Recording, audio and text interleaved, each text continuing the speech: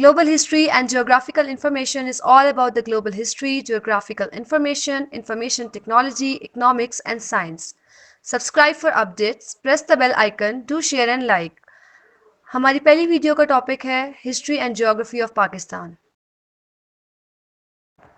پاکستان جنوبی ایشیا کا ایک بہت بڑا ملک ہے جس کو اگر آپ نقشے پر دیکھیں تو یقیناً اس کی حدود کچھ متعین نہیں کر سکتے۔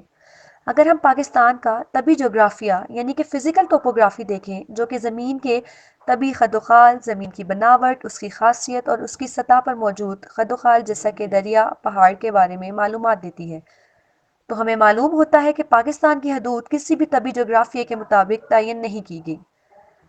اسی طرح اگر ہم نسلی جغرافیہ کی جانب توجہ دیں تو دیکھ سکتے ہیں کہ پاکستان کی کوئی بھی حد کسی قسم کی نسلی تہذیبی تقسیم پر پوری نہیں اترتی۔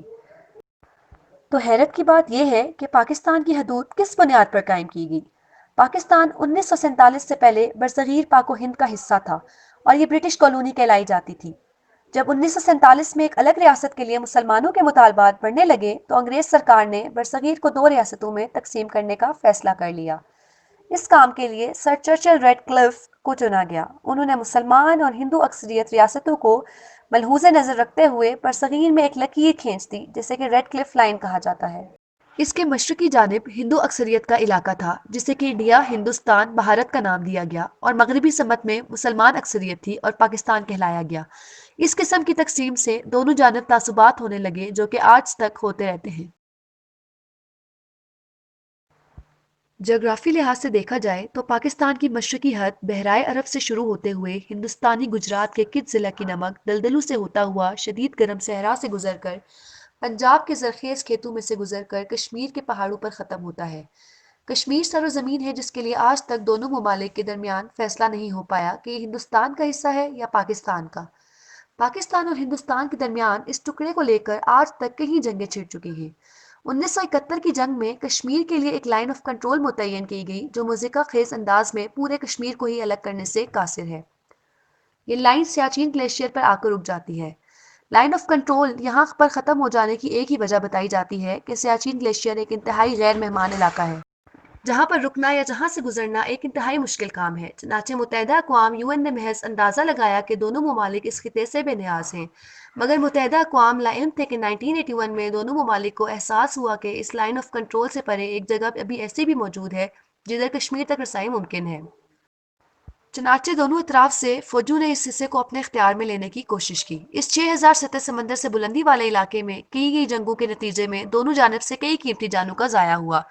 2003 کے آخر تک بھارت نے بہت سے اہم راہداروں پر اپنا اختیار حاصل کر لیا اور آج تک سیاچین سے رسائی حاصل کر کے کشمیر پر ظلم و ستم کا بازار گرم کیے ہوئے ہیں۔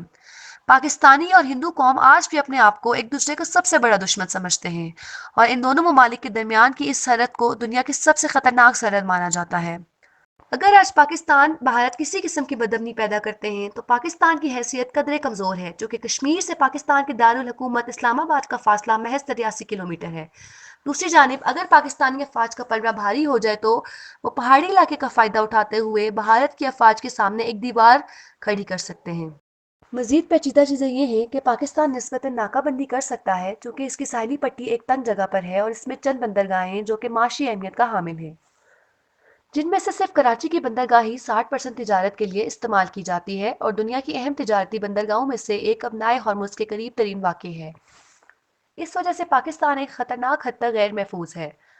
اگر صرف کراچی پر قبضہ کیا جا سکے تو 60% تجارت اثر انداز ہوگی جو کہ معاشی طور پر بے حد خطرناک ہے، جو کہ پاکستان کے تمام بڑے شہروں اور سیاسی مراکز سے بہت دور ہے۔ دریائے سندھ دنیا کے سب سے بڑے دریاؤں میں سے ایک ہے اور ایک زبردست دفاعی لائن بنا سکتا ہے، مگر المیہ یہ ہے کہ دریائے سندھ پاکستان کے عین درمیان سے گزرتا ہے اور جنگ بندی کی صورت میں آدھے ملک کو ہتھیار ڈالنے ہوں گے۔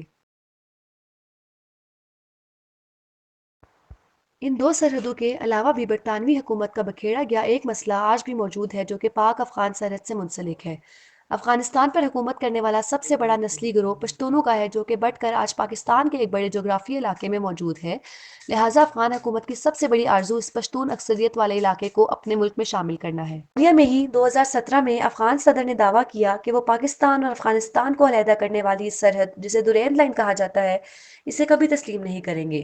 1947 میں جب پاکستان اقوام متحدہ کا حصہ بنا تو اس کی مخالفت کرنے والا صرف ایک ہی ملک تھا، اور وہ بھارت نہیں بلکہ افغانستان تھا۔ اس لحاظ سے پاکستان دونوں جانب سے فریقین میں گھرا ہوا ہے۔ اگر کبھی بھارت اور افغانستان اتحاد کرتے ہیں تو دونوں فریقوں کے خلاف ایک دو محاذ جنگ جیتنا پاکستان کے لیے دشوار ہو جائے گا۔ باقی ممالک جن میں ایران اور چین شامل ہیں، ان میں سے پاک ایران سرحد میں پاکستان کی جانب کے علاقے ویران آباد اور بنجا ہیں، جو کہ افغانستان کی طرح ایرانی بلوچ نسل کے لوگوں کو تقسیم کرتا ہے۔ لیکن پشتونوں کی طرح بلوچوں کو ایک مستحکم الگ حکومت نہیں، اس لیے وہ کسی قسم کا خطرہ نہیں۔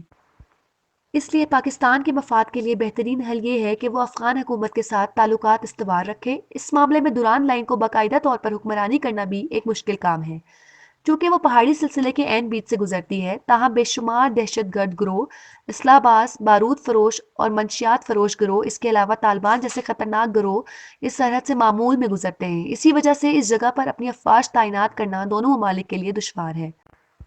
مگر ادھر ایرانی کی اہل تشیع حکومت اور پاکستان کی اہل سنت حکومت دونوں کسی بھی طرح سے مذہب کے معاملات میں کسی بھی قسم کی متفقہ رائے قائم کرنے سے قاصر ہیں، جو کہ ان کے درمیان کے سیاسی تعلقات کو بھی پیچیدہ کرتی ہیں۔ اس سب کے بعد پاکستان کے پاس صرف چین کی صورت میں ایک دوست ملک رہ جاتا ہے۔ پاکستان کی مضبوط قیادت نے اتحاد پیدا کیا اور پاک چین دوستی دنیا بھر میں مشہور ہے۔ پاکستان مضبوط قیادت، محتاط سفارتکاری اور بہترین حکومت کی وجہ سے آج تک تمام تر مشکلات کا سامنا بہت بہادری سے کرتا آیا ہے اور آئندہ بھی ایسی ہی پیش قدمی سے کرتا رہے گا۔